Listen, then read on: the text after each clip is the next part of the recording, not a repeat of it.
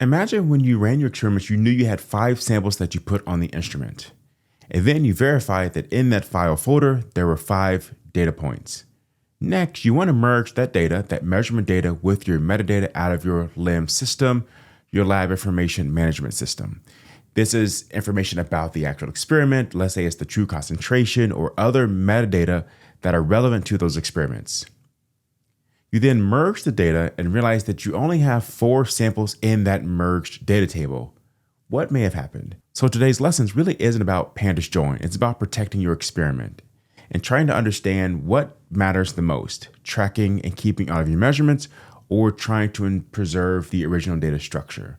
And answering that question is really going to drive how we want to think about our next steps.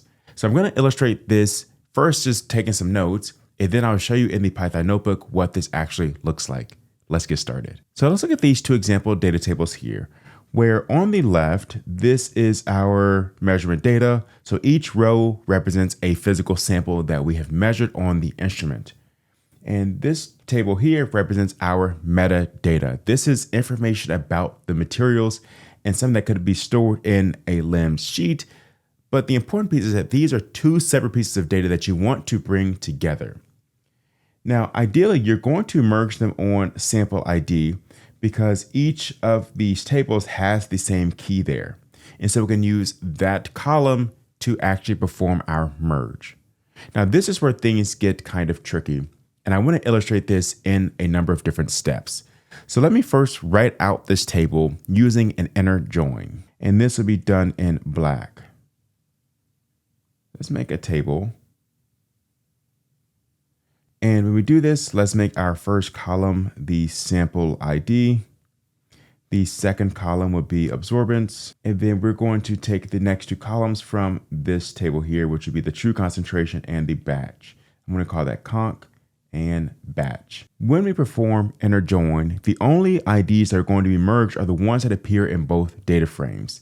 And so we see we have SO1 there, and we have SO1 there, O2, O2.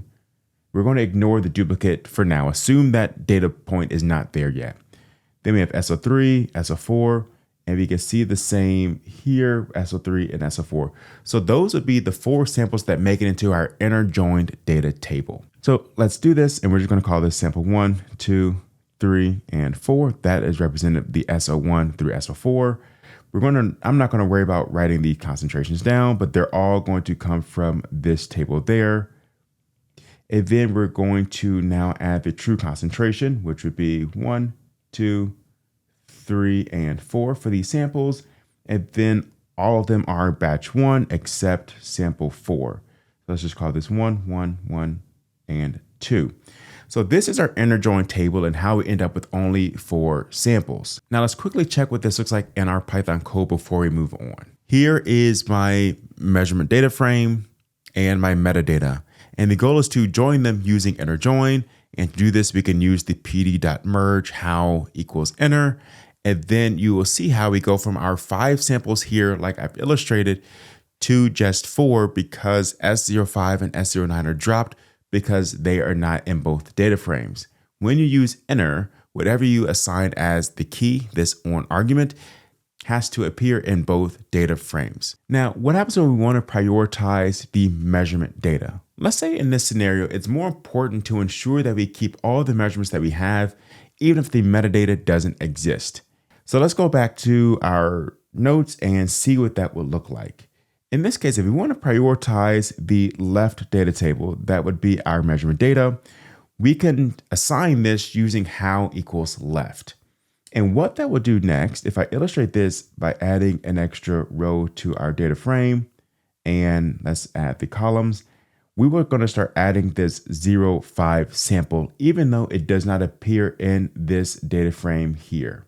You see that it's absent. And so now we have sample ID equals 5. We have that concentration value, that 0.212. We then have the target concentration. As you see, it is not present there. And so this would be NaN, a not a number missing value. And we have the same thing for our batch. It's not present. And so that is going to report as a not a number. And these are the sorts of decisions where this is important, but you don't necessarily want to be dropping your measurement data because the metadata is absent. In our notebook, if you want to follow along, I forgot to mention this. This is notebook 2.7 in the GitHub repository. There will be a link in the description.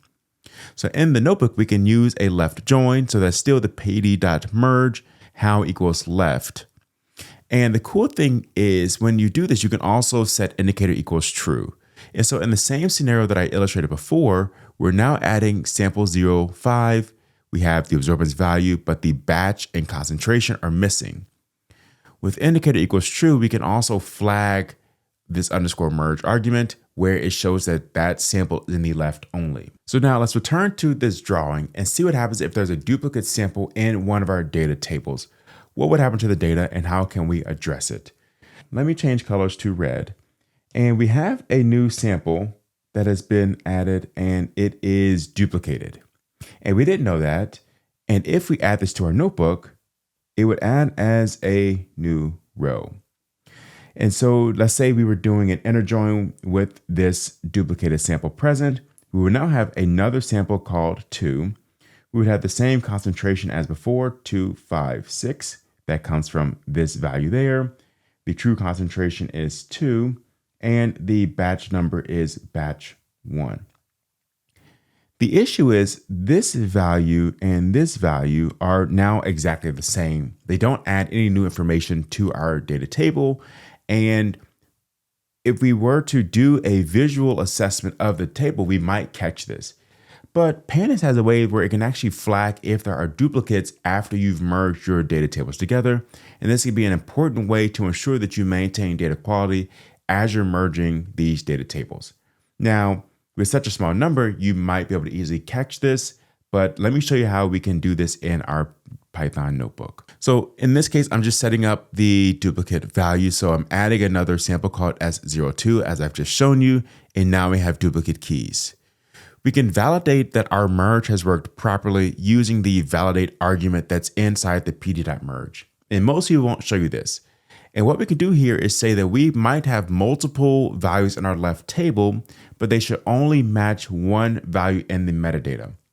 For instance, let's say you've run replicate injections on your mass spectrometer, but each of those replicates belong to one metadata. Let's say the information about the sample should be the same, even though the measurement is a little bit different based on experimental variation.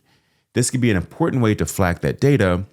And now we have a way to ensure that we have a good merge. Otherwise, it will report a merge error and we can begin addressing that outage. So the important thing to take away from all of this is that each row of information represents a measurement. It represents a sample in the lab.